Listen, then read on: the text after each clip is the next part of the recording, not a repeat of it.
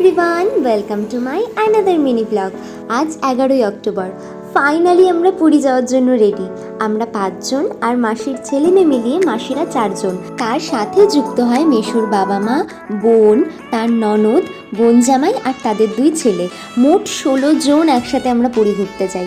হাওড়া থেকে জনশতাব্দী এক্সপ্রেস ভুবনেশ্বর যাওয়ার জন্য দুপুর 1টায় রওনা হয়ে যায়। যেহেতু এটা দিনের বেলা ট্রেন ছিল, তাই সম্পূর্ণ ট্রেনটাই চেয়ার কার ছিল। এতগুলো বাচ্চা আর বয়স্ক মানুষ, তার সাথে এত কিলোমিটার দূরত্বের পথ, তাই বসতে সবার একটু অসুবিধা তো হয়েছিল। সমস্ত বাধা অতিক্রম করে আমরা পাহাড়, গোধূলির আকাশ, নদী দেখতে দেখতে ফাইনালি ভুবনেশ্বর পৌঁছায় রাত্রি 8:30টায়।